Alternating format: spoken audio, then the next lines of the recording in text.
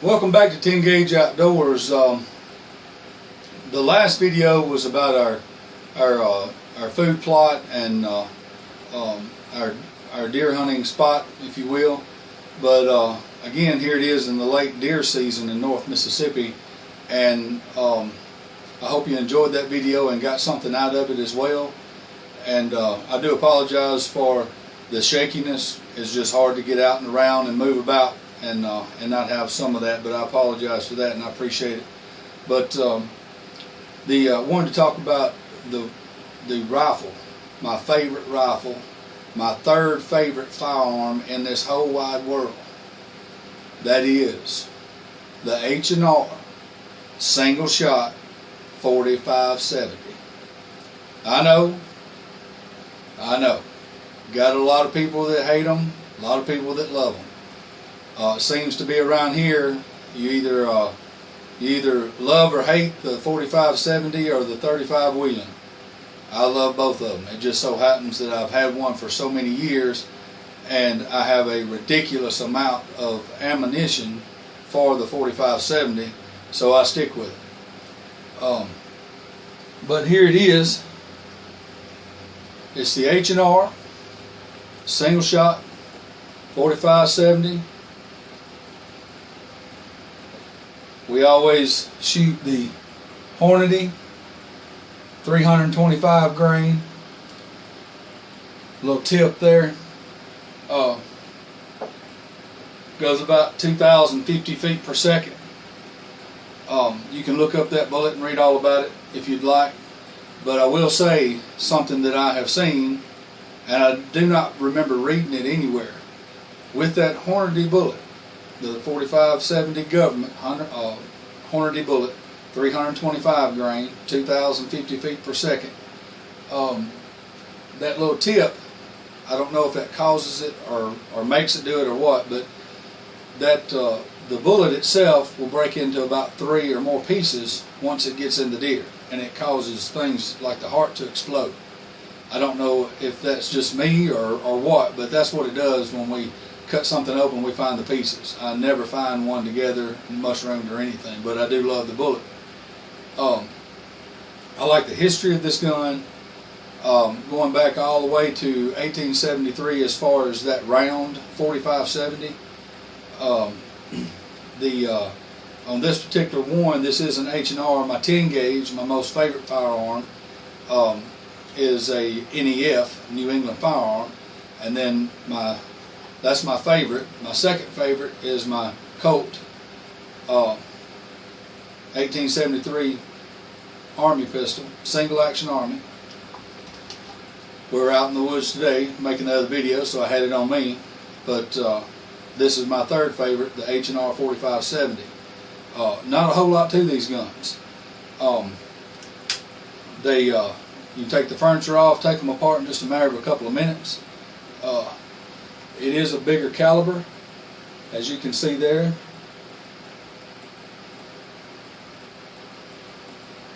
But it's only about 36 inches long, much like the 10 gauge, and it's just open breech, single shot. This gun's taken more deer than I care to count. On top of it, we have the Nikon BDC bullet drop compensator.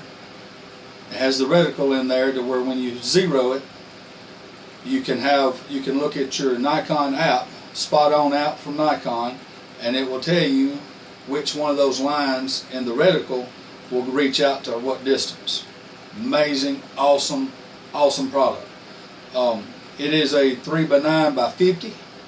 The 50 versus the 3x9x40, as far as the 40 centimeters or 40 millimeters. At the end, I find that the 50 by far outdoes the 40 millimeter because of the light that it will bring in and give you a few extra minutes.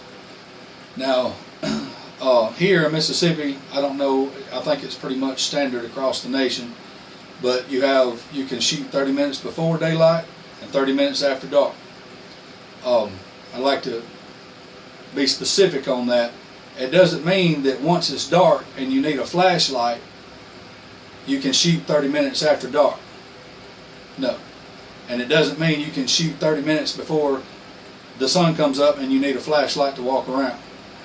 What they consider daylight and dark is when the sun goes down. And you can look at your weather apps and scroll through there and find where it shows sunset and daybreak. And it will tell you what time that the sun sets in the evening, and you count 30 minutes past that. Because once the sun sets, that is considered dark, and then you usually have 30-45 minutes before you even need a flashlight. That's what it means, not after it's dark. For those of you that are just getting into hunting, maybe running across some of these regulations, I just wanted to be specific about that, because once it gets dark enough to where you need a flashlight, it's way past shooting time.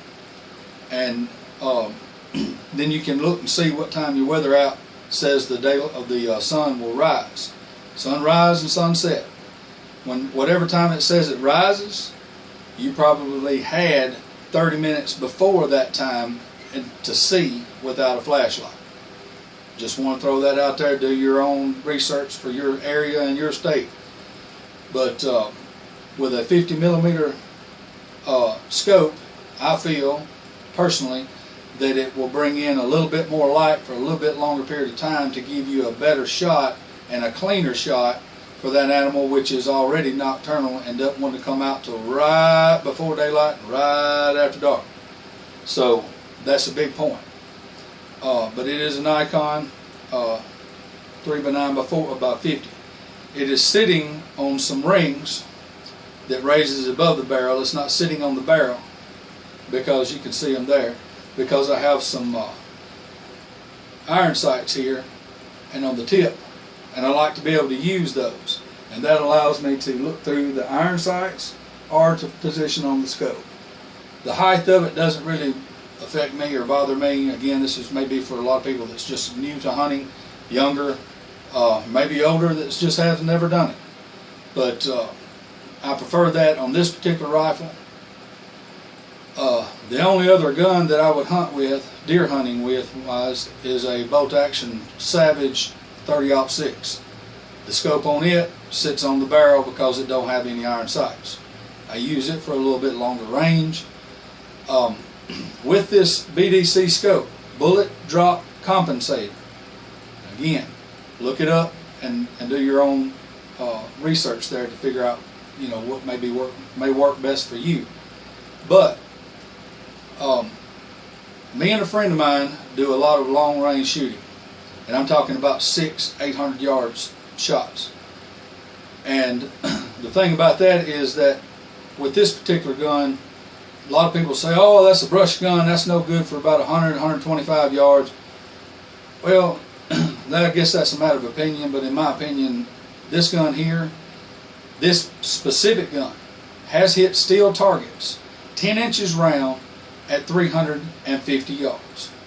And it's not very hard, because I'm not the one having to do the work. It's the scope doing the work for me, and the app that comes with Nikon, called Spot On. Again, if you want to look that up, download that and check it out. Lots of a wealth of good information on that app. It starts with being able to zero your gun in correctly. Once you zero your gun in, all you have to do is look at the app and punch in the numbers of what you zeroed it in, and it'll tell you what each line represents. And if you do it right, you can take this gun and zero it in at 30 yards for whatever distance you want. Zero it in at 30 yards, take it out there, set you a steel target up at 350 yards, put the right line on the reticle according to the app on there, pull the trigger, and if you're steady, it's going to hit it. End of story. That's awesome.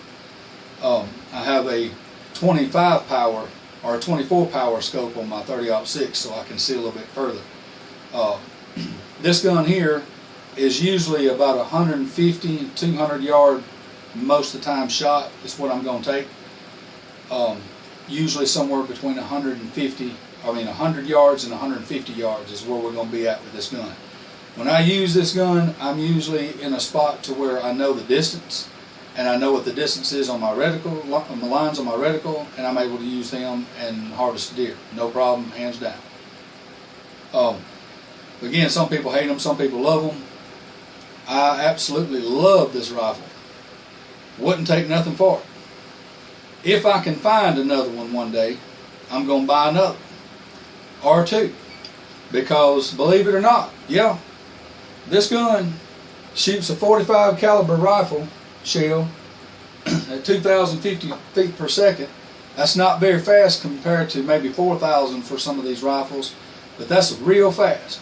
And when you think about a mile is only 1,760 yards, and that's going 2,050 feet per second. That means that it's all, when you pull the trigger, it's already a mile gone. So that's plenty fast for me, especially to harvest a deer and a big enough caliber. But typically in the range of 100 to 150 yards, even out to 2, that's very comfortable. 350 yards, that's something that takes a few shots and a little bit of practice. But anybody can do this. My daughter, she is 19 now. She's been using this gun for about 4 years. She started her out and everybody else with a 243. It does great. It'll harvest deer. The only thing is that sometimes that bullet is so small and so fast that the wound almost closes up and they'll run off and bleed and you have to follow the blood trail. That's the only downfall of that caliber, in my opinion. And when you shoot them with something like a 45-70, in my experience, they don't even take a step. They just drop. They can't handle it. It's like hitting them with a brick. That's just my opinion.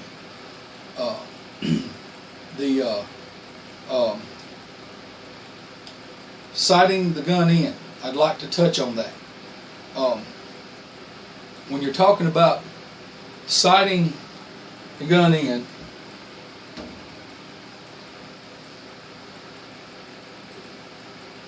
it's hard to explain this to a lot of people in my area.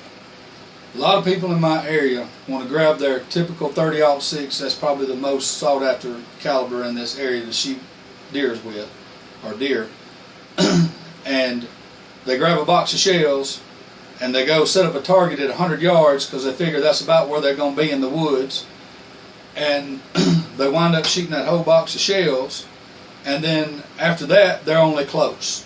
Probably they got a target they put out there with a bullseye, they're probably somewhere within a basketball size of that bullseye, and they call it good and they go hunting. It's all fine and well. But when you actually zero in a rifle, I want you to understand, as opposed to turkey hunting, it's a little bit different when you're shooting a bullet instead of shot shells. Every bullet, when it leaves the gun and gets to your target, has an arc.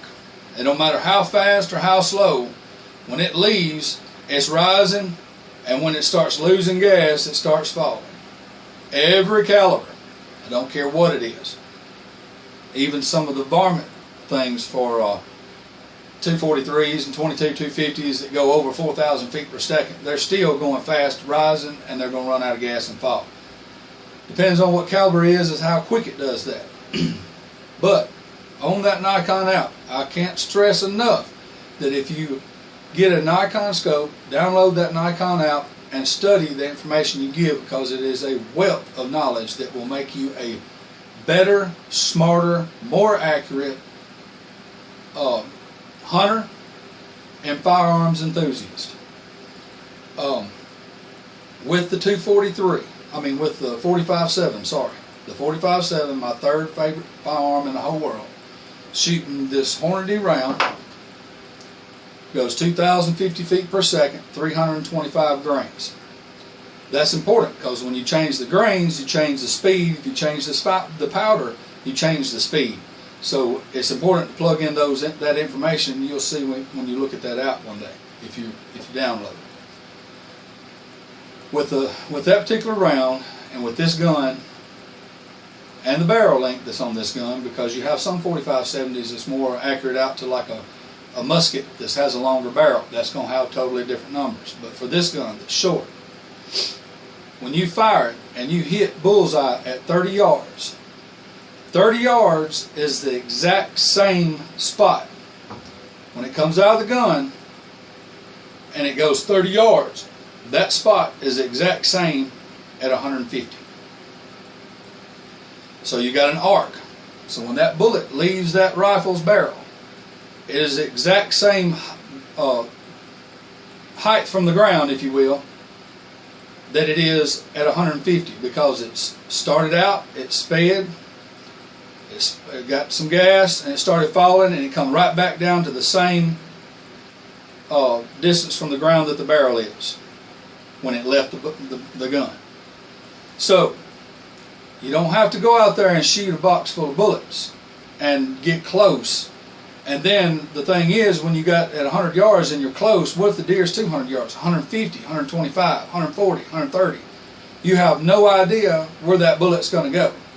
But when you zero it in at 30 yards, you can actually move the instruments on that scope 1/8 of an inch, one way or the other, up, down, left, or right. And when you fire it again, you can see that bullet move on that target. At 100 yards, you may be moving more than what that bullet's moving, and when you move your scope and you shoot again and it's way off than where it was, it may be you and you don't know, because you're shooting too far to zero in a rifle. This is my opinion. You're going to have people that disagree, but I'm telling you what works for a fact. So anyway, if you zero in close, you can see what your bullet's doing and moving. And then you can look at that out, or you can just simply try it at a longer distance to see where you're at and how much holdover you have to have. And you will be able to have a spot-on shot. You'll be able to put your scope on a deer and be 100% confident that you know what that rifle and that bullet is going to do. And you'll know what the outcome's going to be before you even pull the trigger. To me, that's safe, that's smart, that's being a good woodsman, that's being a good hunter, that's being a good conservationist, and it's being a safe firearms enthusiast. And I'll just say one other thing about that, zeroing in a gun or a scope for hunting season. It don't matter if you're using an AR, if you're using a round like the 45-70, a 30-06, a 270, a 243, a 7 mag, a 300 mag, whatever it is you love to do. I love all those. And but whatever it is you like to use, I would suggest that you understand that it's probably, in my experience, going to be somewhere between 25 and 45 yards that any of those firearms can be zeroed in, and then you can never shoot it again after you zeroed in. Go put it on a target at 600-800 yards according to the information on your scope, and you'll hit it every time without fail. That's the only way that you can shoot long range, is to understand how to zero in the scope. Now, that's enough about that. You got questions, send them to me at 10gageoutdoors.com or at 10gageoutdoors@gmail.com, or just message me through the YouTube. I'll be glad to share some more in depth with you. This particular gun too, by the way, like I said, is only about 36 inches long, and it weighs a lot less than a 10 gauge. A 10 gauge is about 9 pounds. It does not have cold roll steel in the butt. It does not have extra padding or anything. It does have that bull barrel again for the 45-70. It's a little thicker than what you would see in a typical rifle, 30-06, something like that. But I'm going to say it's probably somewhere around 7 pounds. And it does kick like a mule. Yeah, it kicks like a mule. My daughter uses it. Again, I was going to tell you, she's 19. She's been using it for about 4 years. She understood that that 243 doesn't do the job that this gun does, and you just got to not worry about how bad a gun kicks. Pick what you like, pick what you need that's going to be good for the job, and then get over it. But I do love the 45-70. I wanted to share with you that that's my favorite deer hunting rifle. The 10 gauge is still my favorite turkey hunting rifle, shotgun, and the 45 long colt is still my favorite pistol to have on me in the woods as a backup. And I have a video on that. You can check that out. But I did want to share with you what we what we like to use shooting the deer. And in my last video, I wanted to share with you where we do it and how we do it here at 10 Gauge Outdoors. And that may help some of you that's new into hunting. I see it here, and I hope across the nation there's still a large number of young people that is interested in getting outside and hunting, providing food for yourself, not just for the sport, enjoying outside and learning how to do it the right way. Got several videos on those types of things by now, and please check those out. And if you have any questions, let me know. But again, that's the H&R 4570 topped off with a Nikon 3x9x50, and set up on the rings so we can see our iron sights. And it's just a single shot, breech open, one at a time deal. But thank you for watching, and thanks again for all the subscribers. Thank you for all the wonderful comments that y'all put. I've tried to answer each and every one of them. I really appreciate that. So again, let me know if you'd like to know more about zeroing in a rifle. I'll be glad to help you where I can. I don't know everything there is to know about it. I know what I'm capable of doing, and I know what will work. You guys have a great day, and we'll see you on the next video here at 10 Gauge Outdoors. Thank you for watching.